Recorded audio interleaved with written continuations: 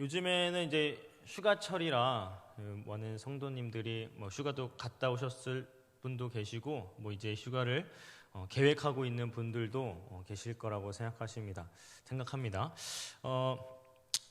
흔히들 우리가 쉰다라고 하면은 무엇을 떠올립니까? 뭔가 멋진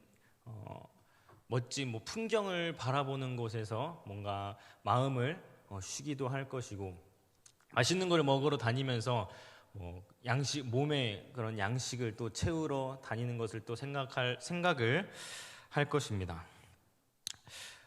그런데 우리 아이들이 있는 아이들이 좀 어린 아이들이 있는 가족들의 여행을 한번 생각을 해봅시다. 그 여행은 과연 부모님들이 쉬기 위한 여행일까요? 고생을 하기 위한 여행일까요? 전 작년에 이제 이수영 전사님이 어디 이렇게 휴가를 갔다가 오셨는데, 보미를 데리고 갔다 왔는데 휴가를 갔다 온 사람의 모습이 아니라 뭔가 고된 노동을 하고 온 모습을 발견을 하고, 휴가가 누군가 보기에는 제가 결혼을 하지 않고 아이가 없는 사람의 눈에는 참된 휴식이다, 아이 가족과 하는 참된 휴식이다 라고 생각을 할 수도 있겠지만, 정작 부모님은 어떻습니까? 아이를 키우기 바쁘고 또 놀아주기 바쁘고 고된 노동을 하고 온다는 말이죠. 이게 이 쉼이라는 것이 누군가에게는 참된 쉼을 가질 수도 있지만, 또 누군가에게는 또 고된 힘들게 살아가는 그런 쉼을 우리가 할 수가 있다라는 것입니다. 이거는 어떠한 쉼에 대해서 가치관에 따라 되게 다르다고 생각을 합니다. 그래서 이 가치관을 우리는 세상적인 쉼, 즉 다시 말하면 우리가 세상에서 얘기하는 그런 몸의 휴식, 이런 휴식을 이야기하는 것이 아니라, 과연 그러면 성경에서는 쉼에 대해서 어떻게 이야기를 하고 있는가를 좀 살펴보려고 합니다. 참된 쉼이 무엇인가? 우리가 성경적인 가치관으로 세상을 바라보는 것은 굉장히 중요합니다. 우리는 그리스도인으로서 하나님의 말씀을 가지고 이 세상을 살아갑니다. 그런데 세상적인 안경을 끼고 세상을 살아가면은 모든 게 다 맞아 보여요. 그러나 이 성경적인 가치관, 즉 성경의 안경을 끼고 세상을 바라보면 틀린 것들이 너무나도 많습니다. 예를 들면 성경에서 말하는 복과 세상에서 말하는 복이 다르듯이, 우리는 세상에서 말하는 쉼과 성경에서 말하는 쉼의 그런 구별을 가지고 우리가 참된 쉼, 우리가 그리스도인으로서 또는 하나님의 자녀로서 어떠한 쉼을 가져야 하는가를 우리가 이 시간 성경을 통해서 좀 알아보려고 합니다. 그래서 이 쉼에 대해서 오늘 본문을 근거로 이야기하기 전에, 과연 구약에서 하나님은 쉼을 어떻게 표현을 하고 있는가부터 먼저 조금 살펴보려고 합니다. 구약에서는 쉼을 뭐라고 이야기를 했을까요? 하나님께서 창세기 2장 3절에 이렇게 말씀하셨습니다. 같이 읽어볼까요? 시작. 하나님이 그 일곱째 날을 복되게 하사 거룩하게 하셨으니 이는 하나님이 그 창조하시며 만드시던 모든 일을 마치고 그날에 안식하였음이니라. 아멘. 하나님께서는 이 성경에서 말하는 쉼의 개념을 창조하실 때 이미 만들어 놓으셨어요. 쉼이라는 것을. 구약에서는 그럼 뭐라고 이야기하는 걸까요? 쉼은 안식을 이야기하는 겁니다. 여러분들 안식일을 뭐라고 생각을 하시나요? 안식일을? 단순히 그냥 교회에 나와서 예배에 출석하는 것? 우리는 대부분 이렇게 알고 있을 것입니다. 왜? 성경에서는 십계명에서 네 번째 계명을 보면 안식일을 거룩하게 지키라고 했기 때문에, 우리는 이 십계명을 보면 그냥 안식일 거룩하게 지키는 것, 교회에 나와야겠구나 라고 생각하기 마련입니다. 그러나 하나님께서 이 쉼, 즉 안식일을 어떻게 개념을 하고 있는가가, 우리가 어떻게 개념을 하고 있는지를 우리가 제대로 알아야 오늘 본문에서 신약에서 예수님이 우리에게 쉼을 주신다라는 이 의미를 정확하게 알 수 있다는 거예요. 그러면 하나님은 안식일을 왜 우리에게 지키라고 하셨는가라는 것입니다. 단순히 그냥 교회에 나와라 라는 의미가 아니라 하나님께서는 안식일을 기억하여 안식일을 지켜서 창조주 하나님을 기억하라는 것입니다. 세상을 만드신 분이 하나님이시고 하나님이 7일째 되었을 때 쉬신 것처럼 너희도 쉬어라 라는 그냥 단순한 명령이 아니라 우리가 바쁜 일상 가운데 살아가면서 내가 무엇을 위해 살아가고 내가 왜 살아가고 내가 하나님과 어떠한 교제를 나누고 있는지를 기억하라라는 것입니다. 그래서 그날은 하나님께서 거룩한 날로 지정해 놓으셨고 그날은 하나님과 교제하고 창조주 하나님을 기억하라 라는 의미에서 안식일을 만들으셨다라는 거예요. 그래서 우리는요, 그런 하나님이 우리에게 명령하신 그 안식일을 충분히 지켜야 되고 그날은 충분히 쉬어야 합니다. 여기서의 쉼은 단순히 우리가 세상적인 쉼으로 이해해서는 안 돼요. 단순히 몸의 휴식을 이야기하는 것이 아니라 단순히 이것이 몸의 휴식을 이야기하는 것이면은 우린 여기서 예배를 드리는 것이 아니라 집에 가서 에어컨 바람 쐬고 맛있는 거 먹으면서 TV를 보는 게 더 유익합니다. 몸의 휴식으로는. 그러나 성경에서 이야기하는 것은 몸의 휴식을 얘기하는 것이 아니라 하나님의 거룩하심을 기억하라라는 거예요. 하나님이 우리를 창조하시고 이 세상을 창조하시고 하나님이 우리를 만드시고 그런 하나님을 우리가 거룩하게 기억을 해야 된다라는 것입니다. 그래서 이에 대해서 히브리서 저자는 이렇게 이야기를 합니다. 히브리서 4장 8절 말씀 같이 읽어보도록 하겠습니다. 시작. 만일 여호수아가 그들에게 안식을 주었더라면 그 후에 다른 날을 말씀하지 아니하셨으리라. 아멘. 여호수아가 이스라엘 백성을 데리고 가나안 땅에 들어갔어요. 이스라엘 백성들에게 가나안 땅을 들어가는 게 안식이었다라면은 그 이후에 다른 날을 말씀하지 않았다라는 거예요. 이 말은 다시 말하면 이스라엘 백성들이 여호수아의 그 지도 아래 가나안 땅을 들어간 것은 그것이 안식이 아니라는 거예요. 우리가 배불리 먹고 평안하고 몸이 편하고 이런 것이 우리에게 안식, 즉 쉼이 아니라는 것입니다. 다시 한번 이야기지만 안식일의 본질적인 의미, 쉼은 하나님이 태초에 그렇게 개념화한 것은 하나님을 기억하고 또 하나님을 그 기억하는 날로 안식날을 지키는 일을 통해서 이 거룩함이라는 것을 하나님의 그 거룩함을 발견하고 또 누리는 날이라는 것을 기억을 해야 됩니다. 하나님이 이스라엘 백성들에게 안식일을 지키라고 명령하신 후에 세상을 창조하신 하나님을 기억하라 이렇게 말씀을 하셨어요. 출애굽기 20장 11절 말씀 같이 읽어보도록 하겠습니다. 시작. 이는 엿새 동안에 나 여호와가 하늘과 땅 바다와 그 가운데 모든 것을 만들고 일곱째 날에 쉬었음이라. 그러므로 나 여호와가 안식일을 복되게 하여 그날을 거룩하게 하였으리라. 단순히 여기서도 내가 쉬었으니까 너희도 쉬어야 돼 라고 말을 하는 것이 아니라 세상 일로부터 탈출인 쉼을 통해서 창조주이신 하나님을 기억하라고 말씀을 하세요. 신명기도 마찬가지입니다. 신명기 5장 15절 말씀 같이 읽어보도록 하겠습니다. 너는 기억하라. 내가 애굽 땅에서 종이 되었나니 내 하나님 여호와가 강한 손과 편팔로 거기서 너를 인도하여 내었나니 그러므로 내 하나님 여호와가 내게 명령하여 안식일을 지키라 하느니라. 출애굽기에서는 창조주 하나님을 기억하라고 하나님께서 명령하시고 신명기에서는 너희를 애굽 땅에서 구원해낸 즉 구속자 하나님을 기억하라고 하십니다. 이것이 안식일의 본질이라는 것이에요. 하나님이 안식일을 우리에게 명령하신 이유는 너희가 나의 자녀로서 너희를 만들고 너희를 창조해낸 하나님 나 자신을 기억하라라는 것입니다. 그래서 이것을 지키는 것이 단순히 그냥 하나의 율법의 조항인 것 마냥 이게 지키면 끝, 그리고 그냥 교회에 나와서 그냥 예배 드리면 끝, 이게 아니라는 겁니다.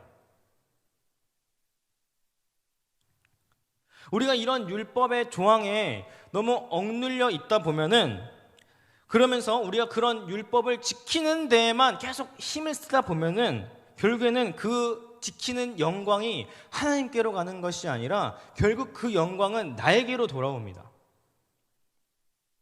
그러면 자연스럽게 어떤 태도로 나타나는가? 안식일을 지키지 아니하는 사람을 정죄하기 시작하는 거예요.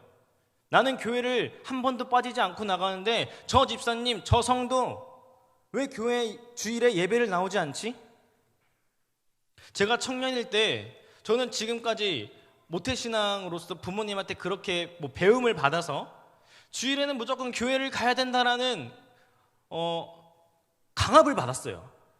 그렇기 때문에 당연히 안 빠진다라는 생각을 한 번도 해본 적이 없고, 당연히 하나님께 죄를 지으면서 평일에는 막 죄를 지으며 살아가도 어떻게 해서든지 주일은 지켰어요. 이게 내가 하나님을 기억하려고 하나님을 거룩하게 하는 모습을 내가 보여주려고 하는 것이 아니라 그냥 율법으로서 나는 주일은 무조건 교회를 가야 돼라고만 생각을 한 거예요. 그러다 보니까 어떤 현상이 일어나냐면은 청년부 시절에 같은 임원을 하는데 이제 그들도 방학이 있고 여행도 가야 되고 하는데 임원을 같이 하는데 예배를 안 나오는 거예요, 임원이. 그래서 거기서 약간 이제 이상했어요. 그냥 청년도 아니고 이 청년부의 임원으로서 주일날 예배를 안 나온다는 게 정말 말이 되나? 그때 그 같은 임원을 저는 정죄하기 시작했어요. 마음으로. 저게 무슨 임원이야. 나는 지금까지 한 번도 빠진 적이 없어. 나는 예배를 한 번도 빠진 적이 없어. 근데 어떻게 예배를 빠져? 주일날 어떻게 놀러 가? 어떻게 주일을 끼고 놀러 가지? 주일을 안 끼고 갈 수 있잖아. 이러면서 계속 정죄를 하기 시작한 거예요. 제가 이 말씀을 준비하면서 아직까지도 제 마음속에는 그러한 것들이 자리 잡고 있다는 것을 깨닫고 굉장히 좀 부끄러웠습니다. 여러분들은 어떠신가요? 우리에게 주어진 하나님의 율법, 안식일 뿐만이 아닙니다. 우리에게 하나님의 자녀로서 해야 할 일들이 많잖아요. 그러한 태도와 행동들이. 그런 것들이 그냥 단순히 율법으로서 우리는 지키려고 행하는 것인지, 아니면 그냥 진짜 여호와 하나님을, 거룩한 하나님을 기억하기 위해 그것을 지키는 것인지 한번 되돌아보기를 바랍니다. 우리는 율법주의자가 되어서는 안 돼요. 그 공로가 나에게 오는 위험이 있기 때문에.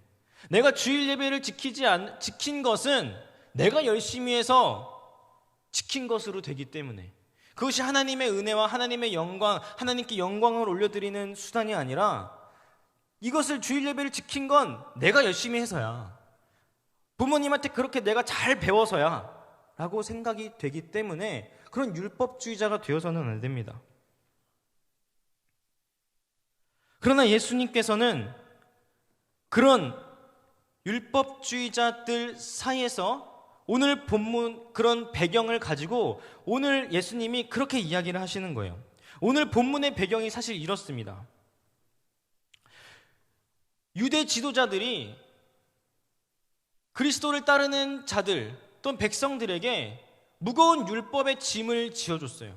너희는 그리스도를 따르는 자들로서 이런 것들을 지켜야 돼, 이런 것들을 지켜야 돼, 이런 규례들을 지켜야 된다고. 여러 가지 외형상의 예식과 절차 등을 철저하게 지키며 살아가는 유대 지도자들이 예수님을 따르는 일반 백성들에게 그런 것들을 계속 짐을 지어주고 있는 거예요. 그러나 이들은 실제의 신앙보다 중요하고 본질적인 측면은 도외시하며 살아갔습니다. 그러나 예수님은요, 신령과 진정으로, 이 시대에 신령과 진정으로 하나님께 예배드리는 법을 가르쳤고 진정한 생명과 안식이 무엇인지를 계속 알려주고 계셨어요. 이따가도 말씀해 보겠지만 예수님의 그 멍에는 가벼웠어요. 그러나 이 유대 지도자들의 멍에는 굉장히 무거웠습니다. 예수님은 율법의 모든 요구사항들은 물론 율법이 지향하는 바 그 정신마저도 대신 완수해 주셨어요. 우리가 안식일을 지키는 것 중요하죠. 그러나 그것이 단순히 율법주의자들처럼 그냥 지키고 끝, 더 나아가서는 그 율법을 지키는 것이 나의 공로로 돌아와 남을 정죄하는 그런 율법주의자가 아닌지를 다시 한번 되돌아보기를 소망합니다. 반대로 우리는 그런 율법을 지키지 못해서 즉 하나님께서 우리에게 주신 이 율법이 너무나도 내 삶 가운데 무거워서 그런 죄악에 억눌려 괴로움 받고 있는 분들도 분명히 있을 거라고 생각을 합니다. 오늘 말씀의 배경에서 수고하고 무거운 짐진 자들아라는 것은 그러한 자들을 대상으로 예수님께서는 이야기를 해주고 계신 거예요. 오늘 이 마태복음 11장의 배경이 그런 유대 지도자들이 계속 그런 백성들에게 무거운 짐을 지게 한 거예요. 율법의 짐. 제가 서두에 얘기했던 것처럼 나는 주일 예배를 한 번도 빠지지 않고 잘 나왔어. 너는 왜 안 나와? 나와야지. 이러한 기준과 율법들을 가지고 백성들에게 짐을 지어줬다라는 거예요. 그래서 그런 백성들이 그러한 율법에 억눌려서 나는 하나도 지키지 못하는구나, 나는 죄인이구나, 그렇게 억눌려서 힘들게 괴롭게 살아가고 있는 그러한 백성들에게, 제자들에게 예수님께서는 그런 사람들에게 대상으로 오늘 이 28절 말씀을 하고 계신 겁니다. 수고하고 무거운 짐진 자들아 다 내게로 오라. 내가 너희를 쉬게 하리라.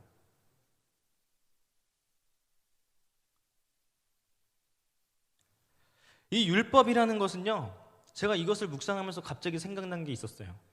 제가 초등학교 때까지만 해도 키가 너무 작았어요.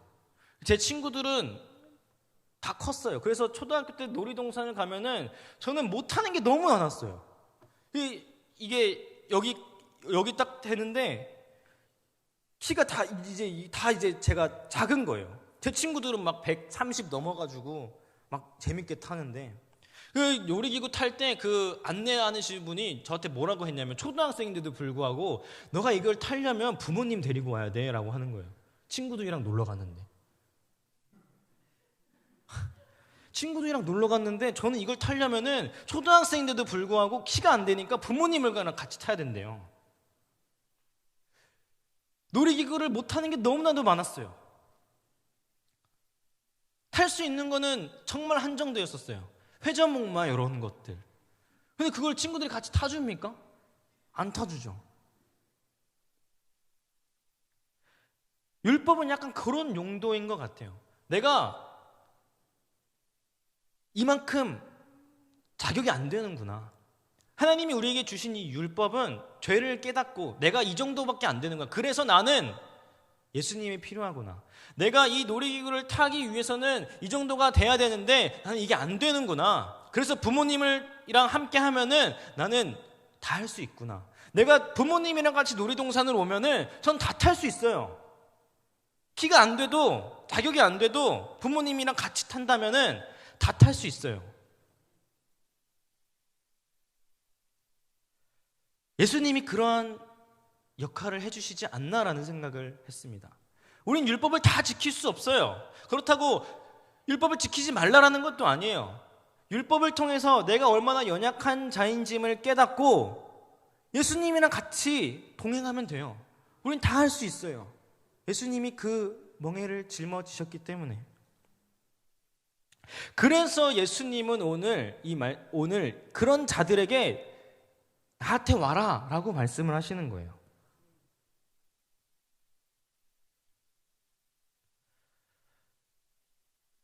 그래서 예수님이 내가 너희를 쉬게 하리라, 죄의 짐에 허덕이고 있는 자들에게는, 그런 자들에게는 지금 쉼이 필요하다라는 거예요. 그리고 29절 보면 나는 마음이 온유하고 겸손하니 나의 멍에를 메고 내게 배우라. 그리하면 너의 마음이 쉼을 얻으리니. 우리가 예수님께 가서 예수님 앞에 나와서 해야 할 일이 두 가지가 있어요. 첫 번째는요, 나의 멍에를 메고예요. 예수님의 멍에를 메야 된다는 거예요. 28장에서는 예수님이 나에게 오라고 하셨다면 29절에서는 무엇을 얘기하는 거냐면은 그 쉼을 얻기 위해서는 예수님께 오고 그 다음엔 멍에를 메라는 것입니다. 이제는 죄의 종에서 벗어나서 주의 종으로서 하나님의 뜻에 순복하고 더 나아가 예수님과 함께 십자가를 메고 그 길을 따르라라는 거예요. 그리고 우리 두 번째로는 그 안에서, 예수님 안에서 우리는 배워야 합니다. 여기서 배운다라는 것은 경험한다, 이해한다라고 지역이 돼요. 그리스도 안에서 배운다라는 것은 단순하게 지식적인 가르침을 얻는 데서 그치는 것이 아니라 전인격적인 변화를 유발해서 새 사람이 되는 것을 이야기합니다. 에베소서 4장 20절에서 24절 같이 읽어보도록 하겠습니다. 시작. 오직 너희는 그리스도를 그같이 배우지 아니하였느니라. 진리가 예수 안에 있는 것 같이 너희가 참으로 그에게서 듣고 또한 그 안에서 가르침을 받았을진데 너희는 유혹 욕심을 따라 썩어져가는 구습을 따르는 옛사람을 벗어버리고 오직 너희 심령이 새롭게 되어 하나님을 따라 의와 진리의 거룩함으로 지으심을 받은 새 사람을 입으라. 아멘. 하나님께서 예수님께로 오는 것으로 그치는 것이 아니라, 예수님은 너희가 진정한 쉼을 얻기 위해서는 멍에를 메고 예수님 안에서 배우라라는 거예요. 단순히 아까도 말했지만 단순히 지식적인 그런 것을 이야기하는 것이 아니라 그 안에서 전인격적인 변화를 유발해 새 사람으로 되라라는 것이에요. 중고등부 아이들이 이번 캠프를 통해서 기대한 것은 이런 것이었어요. 저희 선생님들과 제가 이 중고등부 아이들을 캠프를 통해서 기대한 것들이 이런 것들이었어요. 아이들은 배워야 해요. 아이들은 교회에 와서 하나님이 누구신지, 하나님을 어떻게 섬겨야 하는지, 또 친구들은 어떻게 하는지 배워야 합니다. 단순히 학교에서 어떠한 공부를 배우고 이런 것을 떠나서 그 배움에는 오늘 성경에서 얘기했듯이 전인격적인 변화를 이야기하는 거예요. 캠프를 통해서 아이들이 변화됐을 것이라고 믿습니다. 이 아이들이 정말 신기하게요, 중고등부 예배 때는 마치 석상처럼 가만히 있어요.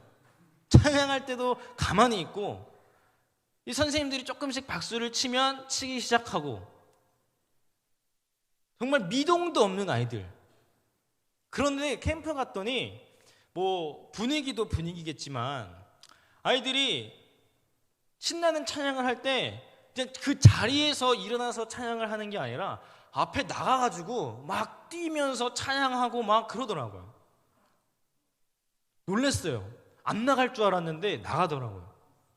그리고 더 놀랬던 거는 이제 결단 기도 같은 걸 하는데, 이제 예수님의 이름으로, 예수님의 하나님의 긍휼로 입은 사람으로서 살아가겠다고 하는 사람들은 앞에 그 강단에 나와서 기도합시다 이러는데, 저는 솔직히 말하면 좀 안 나갈라 했거든요. 자리에 앉아서 다 이 기도를 다 일어서서 하니까. 그래서 이제 안 나가려고 이렇게 있는데 갑자기 애들이 갑자기 제 앞으로 다 지나가는 거예요.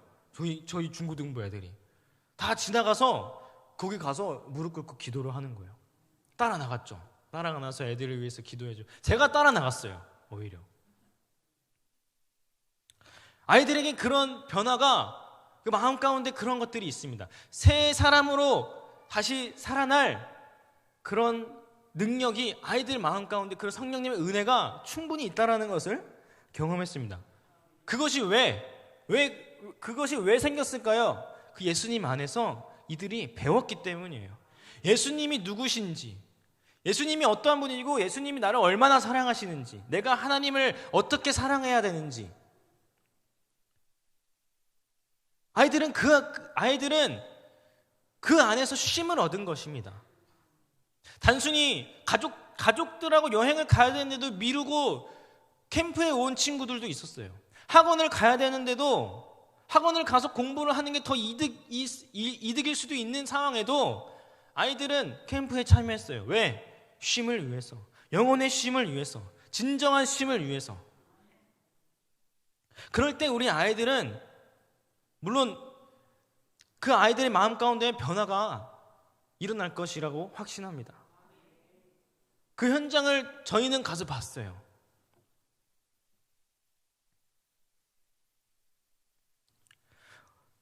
또 30절에 보면은 우리가 왜 굳이 예수님께 나아가서 배워야 하는지를 예수님이 직접 구체적으로 또 설명을 해주고 있으세요. 30절 같이 읽어보도록 하겠습니다. 시작. 이는 내 멍에는 쉽고 내 짐은 가벼움이라 하시니라. 아멘. 예수님은 종의 멍에로부터 벗어나 자유를 주시는 분이시기 때문입니다. 갈라디아서 5장 1절에도 이렇게 나와 있습니다. 우리 같이 읽어보도록 하겠습니다. 그리스도께서 우리를 자유롭게 하시려고 자유를 주셨으니 그러므로 굳건히 서서 다시는 종의 멍에 매지 말라. 아멘. 여기서 내 멍에는 쉽다라는 말에서 이 쉽다라는 것이 친절하다, 인자하다라는 뜻입니다. 하나님의 인자하심을 표현하는 용어예요. 그래서 이것이 에베소서 4장 32절에서 어떻게 표현이 되냐면은 에베소서 4장 32절 같이 읽어보도록 하겠습니다. 서로 친절하게 하며 불쌍히 여기며 서로 용서하기를 하나님이 그리스도 안에서 너희를 용서하신 것 같이 하라. 여기서 친절하게라는 단어가 내 멍에는 쉽고라는 단어랑 동일한 단어입니다. 친절하다. 그리고 로마서 2장 4절 보면은 로마서 2장 4절도 같이 읽어볼게요. 시작. 혹 내가 하나님의 인자하심이 너를 인도하여 회개케 하심을 알지 못하며 그의 인자하심과 용납하심과 길이 참으심이 풍성함을 멸시하느냐. 여기서 하나님의 인자하심이라는 단어도 쉽게 하다라는 단어입니다. 즉 예수님은 왜 우리가 예수님께 나아가야 하냐? 예수님은 친절하시게 우리를 받아주시며 예수님은 인자하신 분이시기 때문이에요. 우리는 그분에게 가는 거예요. 우리가 쉼을 얻는 대상은 인자하신 예수님, 친절하신 예수님이라는 겁니다.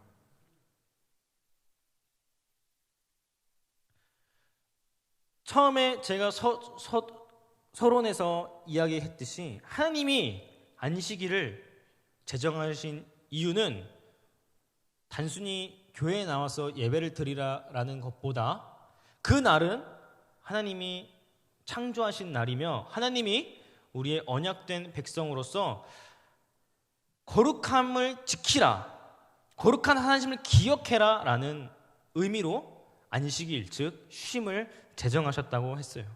이것이 신약에 와서 예수님이 우리에게 쉼을 주신 것으로 연결을 시켜보면 우리는 예수님을 기억해야 된다는 거예요. 진정한 쉼이라는 것은 단순히 우리가 세상에서 몸의 안식 또 그냥 몸으로 편하고 맛있는 거 먹고 이게 아니라 우리가 가지고 누려야 할 진정한 쉼은 예수님을 기억하는 것이라는 겁니다.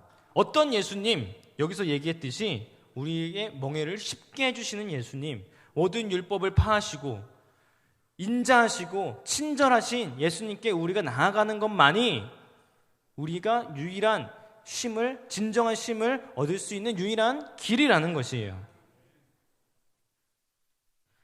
예수님의 멍에는 인자하심이 있어서 그것이 진정한 쉼이 됩니다. 예수님의 친절함을 맛보는 것만이 우리의 진정한 쉼이 됩니다. 그래서 주님 앞에 우리가 나아올 때는 진정한 쉼을 위해서는 멍에를 메고 그 안에서 우리는 배워야 합니다. 예수님 안에서 멍에를 메고 예수님 안에서 배울 때 우리가 새 사람을 입으면서 진정한 쉼, 진정한 안식이 우리 삶 가운데 임하는 것입니다. 우리는 세상을 살아가면서 세상 사람들과 같은 쉼을 누리지 않았으면 좋겠습니다. 세상 사람들은 열심히 일을 하고 여름 휴가 때 되면은 놀러 가요. 물론 놀러 가는 게 잘못됐다는 것이 절대 아닙니다. 그러나 놀러 가지만 진정한 쉼은 우리가 주일에 예배에 나와 하나님 안에서 배우고 그 안에서 친절한 예수님을 맛보는 것, 인자하신 예수님을 맛보는 것이 진정한 쉼이라는 것을 우리가 기억하길 바랍니다. 하나님께서 안식일을 주신 이유는 거룩한 하나님을 기억하라는 것이에요. 예수님께서 수고하고 짐진 자들아 내게로 오라, 내가 너에게 쉼을 주시겠다라는 것은 그 수고하고 짐진 자들은 참된 쉼은 예수님을 기억하라는 것입니다. 우리가 이런 예수님을 기억하며 참된 안식을 우리 삶 가운데서 누리는 귀한 성도님들 되기를 기도합니다.